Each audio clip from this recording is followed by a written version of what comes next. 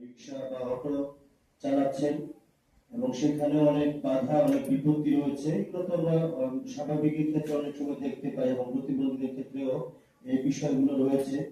আজকে ভাই এবং একজন বোনের কথা শুনলাম ইতিমধ্যে এসে। সত্যিকার অর্থেই অনেক খারাপ লাগে এই বিষয়গুলো শুনলে, কারণ রাষ্ট্র প্রকৃতপক্ষে বধির, নাহলে রাষ্ট্র কেন এই বিষয়গুলো বুঝতে চায় না আমি ঠিক জানি না। তো আজকে আমি প্রথমেই কৃতজ্ঞতা জানাই এনসিপির প্রতি। কারণ এনসিপি হচ্ছে বাংলাদেশের প্রথম এবং একমাত্র রাজনৈতিক সংগঠন যে সংগঠন প্রতিবন্ধী ব্যক্তিদের কথা চিন্তা করে এই দিবসকে পালন করার মতন একটা সিদ্ধান্ত গ্রহণ করেছে।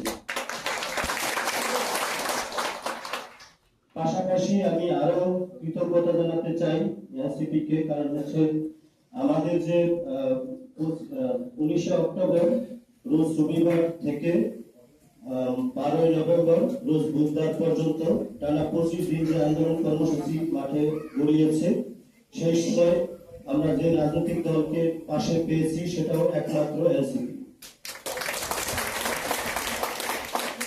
কাজেই এনসিপি এটা শুধু একটি রাজনৈতিক দল নয়, এটা হচ্ছে বাংলাদেশের পরিবর্তনের এক প্রতীক। আমরা জুলাই যে গণ অভ্যুত্থান হয়েছে 37শে জুলাই, সেই জুলাই গণ অভ্যুত্থানে যে অগ্রণী ভূমিকা পালন করেছে যে মানুষটি, যার বলিষ্ঠ কণ্ঠ থেকে সেই দিন কর্মসূচি উচ্চারিত হয়েছিল, সে আমাদের ইউনিভার্সিটির, আমার গর্বের সাথে বলতে হয় আমার বিশ্ববিদ্যালয়ের ছোট ভাই এবং রাজনৈতিক দলের এখন প্রধান। এখন সে অনেক বড় হয়েছে এবং আমরা চাই সে আরো অনেক বড় হোক এবং দল অনেক দূর এগিয়ে যাক, নাহিদ ইসলাম। তো সেই জায়গা থেকেও এনসিপি অনেক দায়িত্ব রয়েছে, কারণ এনসিপির কাছে মানুষ অনেক বেশি প্রত্যাশা করে। বিগত যে 54 বছর যাবৎ এই দেশটি চলছে, এই দেশের স্বাভাবিক গতি প্রকৃতি যদি আমরা বিশ্লেষণ করি, তাহলে এই পর্যন্ত যতগুলো আন্দোলন সংগ্রাম সেই ভাষা আন্দোলন থেকে শুরু হয়ে রাজপথে গড়িয়েছে, প্রতিটা আন্দোলনই বলা হয়েছিল যে যত রকমের অন্যায় অত্যাচার ব্যভিচার সমাজ থেকে সেগুলোকে দূর করবে এবং যার যার যে ন্যায্য দাবি সেই দাবি যার যার কাছে পৌঁছানো হবে। কিন্তু সেটি কোনোবারই হয়নি। তো এবার ব্যতিক্রম একটি আন্দোলনের মধ্য দিয়ে দেশের একটি পরিবর্তন এসেছে এবং পরিবর্তনের মধ্যে আমার খুব আশ্চর্য লাগে, এই কথাটা না বলে আমি পারি না, যে মানুষগুলো জুলাই অভ্যুত্থানের সাথে যুক্তই না সেই মানুষগুলো অন্তর্বর্তী সরকারের মুখপাত্র হয়ে বসে আছে। এটা খুবই আশ্চর্যজনক একটা বিষয়, যে জিনিস আমরা ধারণ করি না। আমি প্রতিবন্ধী মানুষ, আমার প্রতিবন্ধিতা যে রয়েছে, এর কি কি জ্বালা কি যন্ত্রণা সেটা আমার চেয়ে বেশি অন্য কেউ দেখে বুঝতে পারবে বলে এটা আমি বিশ্বাস করি না।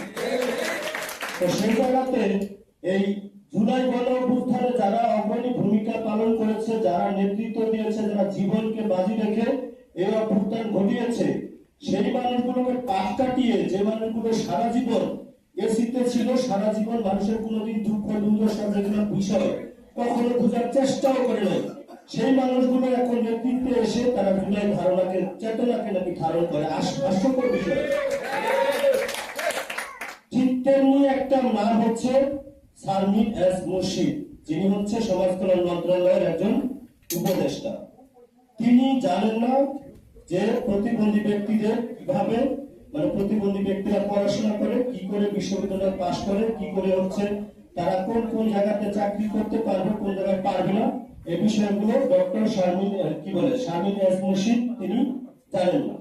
আমরা যখন জানাতে গেলাম, তখন তিনি যখন প্রথম তিনি উপদেষ্টা হয়েছেন, আমাদের ইফতিখার ভাই এখানে আছে, সালমান আপু এখানে আছেন, তিনি প্রথমে কি বললেন মিটিং এ, বললেন যে প্রতিবন্ধী শব্দটা পরিবর্তন করতে হবে।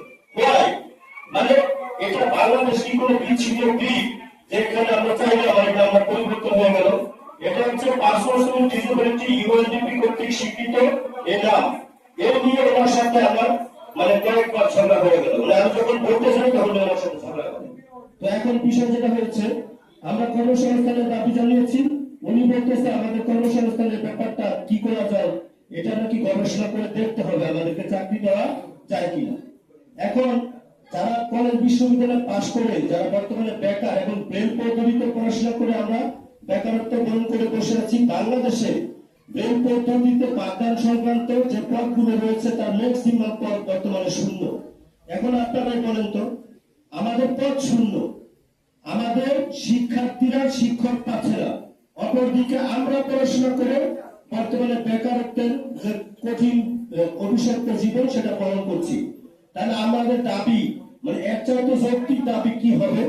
কিন্তু এই মহিলা বলতেছে এটা নাকি গবেষণা করে দেখতে হবে।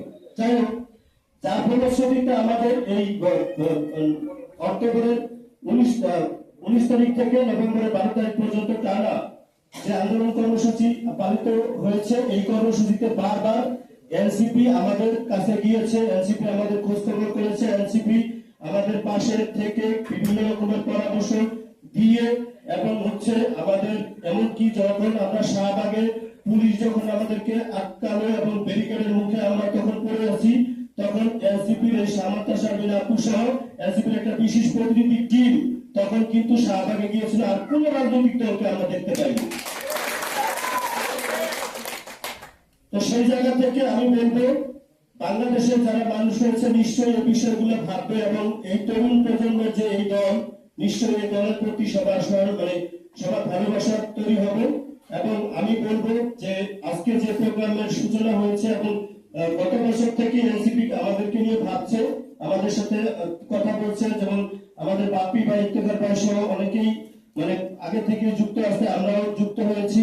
তো আমাদের একটা দাবি থাকবে যে এনসিপি তাদের যে নির্বাচনী ইস্তিহার হবে এটার জন্য যেন আরেকটি প্রোগ্রাম করে আমরা সবাই থেকে আমাদের কিসে ভালো কিসে মন্দ, এখানে আপুরা আছে, ভাইয়ারা আছে, সবাই মিলে আমরা একটি গ্রহণযোগ্য যৌগোপযোগী সবচাইতে স্ট্যান্ডার্ড মানের একটি মানে ইস্তিহার আমরা তৈরি করবো এনসিপির জন্য। এবার আমি আন্দোলনের কয়েকটি কথা সংক্ষিপ্ত আকারে বলি। সেটা হচ্ছে, আপনারা জানেন 25 দিন পর্যন্ত আন্দোলন চলছিল। আমাদের সালমা মাহবুব আপু এটার ব্যাপারে বিভিন্ন জায়গায় কথা বলেছেন, গিয়েছেন। তিনি দুঃখ সহ্য করতে না পেরে একদিন গিয়ে বলে হচ্ছেন যে তোমাদের এই অনশন এটা নিতে পারছি না, তোমরা উঠে যাও। কিন্তু আন্দোলন তো এবার উঠা যায় না।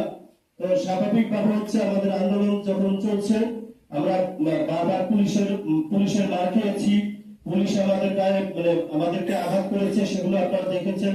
আমার 5 জন ভাই 8 দিন অনশন করেছে, তাদের জীবন প্রায় বিপন্ন অবস্থা হয়েছিল। পরবর্তীতে কোনোভাবেই যেহেতু সরকার আমাদের কোনো কথা কর্ণপাত করছে না, যার ফলশ্রুতিতে চিন্তা করলাম যে এইবার সরকারের ঘাড়ে যদি পাড়া না দেয় তাহলে সরকার আর কথা শুনবে না। তখন সিদ্ধান্ত নিলাম যে সমাজসেবা অধিদপ্তর যেটা রয়েছে অধিদপ্তরকে ঘেরাও করতে হবে এবং যে কথা সেই কাজ, তার উপায় তো আর নেই। কারণ যেহেতু অনশন করতেছে 5 জন ভাই, এদের রাজ্য প্রায় বিপন্ন। বাধ্য হয়ে সমাজসেবা অধিদপ্তর ঘেরাও করলাম 11 নভেম্বর মঙ্গলবার। ঘেরাও করার পর তখন চারদিক থেকে ফোন আসতে শুরু করলো, এটা কি করলাম তোমরা, কেন করলাম? তো আমরা বললাম যে 24 দিন যাবো তোমরা রাজপথে আছে, আপনারা তো কেউ কোনোদিন বুঝখবর করলেন না। আজকে সমাজসেবা ঘেরাও করতে না করতে আপনাদের এত ব্যথা এত যন্ত্রণা করতে শুরু হলো। তো যাই হোক, ওই দিন সমাজসেবা থেকে আমরা আসি নাই, সারা রাত সমাজসেবাতে কাটিয়েছি।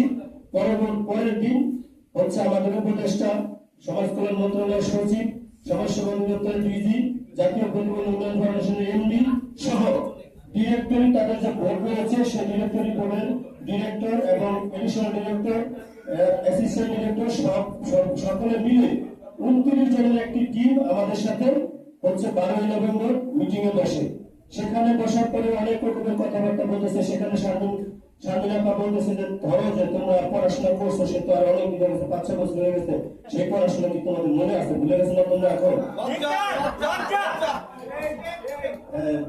তারপরে উনি বলতেছে যে মনে করো যে তোমরা বেল পারো, কিন্তু তুমি পড়ার জন্য পারো, কিন্তু আরেকজন তুমি শিখাবা, সেটা কি তোমার পক্ষে সম্ভব হবে?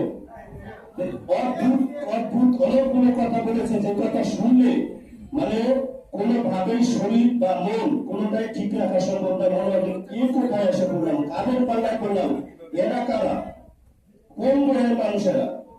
যাই হোক, অনেক কথা, অনেক তর্ক, অনেক উত্তপ্ত বাক্য বিনিময়ের মধ্য দিয়ে উনি চেষ্টা করতে চেয়েছিল যে আমাদের আন্দোলন অযৌক্তিক এটা প্রমাণ করার জন্য 29 জন লোক নিয়ে তার বডি ফুল বডি নিয়ে আমাদের সাথে বসছে।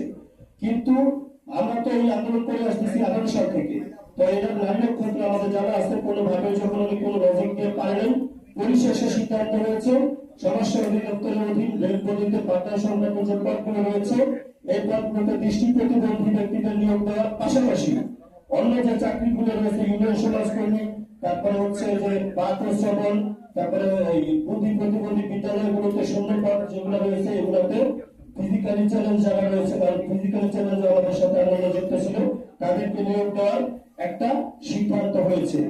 এখন দেখেন সেই সিদ্ধান্ত হয়েছে 12 তারিখে, আমরা আন্দোলন স্থগিত করলাম।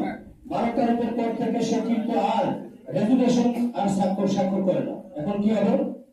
সেবার কাছে যাই, এখন ডিজি বলে যে বাবা আমি কি করবো, উপদেষ্টা রেজুলেশন না স্বাক্ষর করলে আমরা রেজুলেশন দিয়ে রাখছি। তো উপদেষ্টা যদি পিএসএস জাকারিয়া, তার সাথে আমি কথা বললাম, তিনি বলতেছেন নাকের ডগায় ফাইল রেখে আমরা কাজ করতে পারবো না। এই করে করে মোটামুটি সময় যাচ্ছে। গত বুধবারে আমি জাতীয় প্রতিবন্ধী উন্নয়ন ফাউন্ডেশনের এমডি রেজা বললাম যে স্যার শোনো, যেই দিবস আমাদের কোনো কাজে আসে না, যে দিবসে বক্তব্য দিয়ে সে বক্তব্য একটাও রাখা হয় না, এবং দিবসের এই প্রোগ্রামের কোনো ফলো আপ নাই, এই প্রোগ্রামে এক প্যাকেট বিরিয়ানি খাওয়ার জন্য এই সমস্ত প্রোগ্রাম আর করা যাবে না, এই প্রোগ্রাম হইতে দিব না, কোনোভাবেই আমরা দিব না। তখন উনি বিষয়টা খুব এলোমেলো হয়ে গেল তারা। তখন শেষ পর্যন্ত আমি ডিজির ফোন দিয়ে বললাম যে 3 তারিখের প্রোগ্রাম হইতে দিব না, যদি উপদেষ্টা আসে রেজুলেশন স্বাক্ষর না করে উপদেষ্টাকে এখানে বেঁধে রাখা হবে, কোনোভাবে উপদেষ্টাকে যেতে দেওয়া হবে। তখন মন্ত্রণালয়ের এই এমডি এবং ডিজি এই দুইজন হচ্ছে গত রবিবার থেকে ঘুরে 2 দিন ঘোরার পরে শেষ পর্যন্ত গত সোমবার রাতে উপদেষ্টার বাসায় এই রেজুলেশন স্বাক্ষরিত হয়েছে। যে রেজুলেশন একটা দলিল হয়েছে যেখানে 18 সাল থেকে বর্তমান পর্যন্ত আমাদের যে আন্দোলন এবং এই মিটিং এ যে বক্তব্যগুলো দেওয়া হয়েছে এই বক্তব্য সহ সার্বিক বিষয় তুলে ধরে একটা রেজুলেশন শেষ পর্যন্ত সে স্বাক্ষর করতে বাধ্য হয়েছে। মজার বিষয় হচ্ছে এই প্রোগ্রামে তারা তো উপদেশের স্বাক্ষর নিতে পারতেছে না। এখন কিভাবে তারা কোনো রাস্তা না পেয়ে আমাকে সোমবারে জানালো যে আপনারা তো আন্দোলন করবেন বলেছেন, উপদেশটাকে বেঁধে রাখবেন, আমরা কিন্তু এই প্রোগ্রামের শৃঙ্খলার জন্য হচ্ছে আমরা সেনাবাহিনীকে নিয়োগ করেছি। তাহলে আমি বললাম যে এটা খুব ভালো, সেনাবাহিনী, বিমান বাহিনী, নৌবাহিনী, তারপরে ডিজিএফআই, এসএসএফ থেকে শুরু করে যতগুলো বাহিনী আছে সবগুলোর খবর দেন, তারপরে দেখেন উপদেষ্টা যাইতে পারে কিনা। আমরা তো যাইতে দিব না কোনোভাবে, তখন আমাদের লাশের ভোটে যেতে হবে, কিন্তু উপদেষ্টা এখানে যাইতে পারবে না। হয় রেজুলেশন স্বাক্ষর করবে, আন্দাজে উপদেষ্টা প্রোগ্রাম বাতিল করবে, আন্দাজে প্রোগ্রামে আসলে ব্যবস্থাটা হতেই হবে। পরবর্তীতে এই যখন হয়ে গেল, আজকে উপদেষ্টা এসেছিল। এবার সালমার পাশে বক্তব্যটা তিনি বললেন সেটা আমি সংক্ষিপ্ত আকারে একটু বলি। এই উপদেষ্টা মহোদয় আজকে যে বক্তব্যটা দিয়েছেন একটু আমি এক মিনিট শেষ করি। এই উপদেষ্টা আজকে যে কথা বলেছেন, সালমা আপা যেটা বলেছে এই মেসেজটা কারেক্ট। উনি জুলাই যোদ্ধা, জুলাই অভ্যুত্থানে যারা প্রতিবন্ধিতা শিকার হয়েছে এই প্রতিবন্ধী মানুষ আর আমাদের মধ্যে একটা সাংঘর্ষিক অবস্থা তৈরি করতে চান। উনি আজকে স্পষ্ট ভাবে বলেছেন যে যারা জুলাই অভ্যুত্থানে যারা হচ্ছে আহত হয়েছে, প্রতিবন্ধিতা শিকার হয়েছে, তারা প্রতিবন্ধিতা শিকার তারা প্রতিবন্ধী নিজেকে স্বীকার করতে চায় না, এবং তারা এটা চায় না যে এটা আমিও চাই, তারা এটা না চায়, এভাবে বলছে। এবং তিনি বললেন যে তারা হচ্ছে জুলাই যোদ্ধা। আচ্ছা, আমরা তো কোনোদিন বলি নাই যে প্রতিবন্ধী যারা আছে জুলাই গণঅভ্যুত্থানে যারা প্রতিবন্ধী স্বীকার করছে তারা জুলাই যোদ্ধা নয়, এই কথা তো আমরা কোনোদিন বলিনি। কিন্তু উনি বারবার এই কথাগুলো বলে এটা বুঝাতে চাইছে যে তারা আমাদের সাথে তারা যুক্ত হবে না। আবার উনি বললেন যে প্রতিবন্ধী ফাউন্ডেশন এবং সমাজ সেবা অধিদপ্তরের অধীন তাদেরকে অন্তর্ভুক্ত করা হবে। অন্তর্ভুক্ত করা হবে, এটা তো ভালো। যেমন কি সালমা আপা বললেন, আমিও ওই কথাই বলতে চাই, যারা জুলাই গণঅভ্যুত্থানে আহত হয়ে আজকে প্রতিবন্ধিতার শিকার হয়েছে যে ভাই বোনেরা, প্রথমে সহমর্মিত হলে তাদের জন্য। পাশাপাশি আমরা বলতে চাই ভাই বোনেরা, আপনারা এই দেশকে দেশের আইন শৃঙ্খলা এবং দেশের বৈষম্য দূর করার জন্য হচ্ছে আপনারা যোদ্ধা হিসেবে অংশগ্রহণ করে আজকে নিহত আজকে প্রতিনিধিত্ব বরণ করেছেন।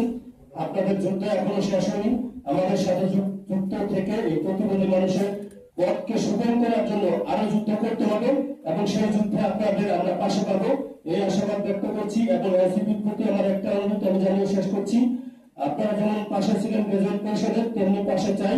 পাশাপাশি আমরা আজকে বলেছি যে 31শে ডিসেম্বরের মধ্যে এই শূন্যপদগুলোতে যেন নিয়োগ দেওয়ার ব্যবস্থা করে। এই ব্যাপারে এনসিপি আমাদের পাশে থেকে যেন এই যুদ্ধটাকে চালিয়ে নেওয়ার ক্ষেত্রে সহযোগিতা করে এই আশাবাদ ব্যক্ত রেখে আমি আমার বক্তব্য শেষ করছি। আসসালামু আলাইকুম।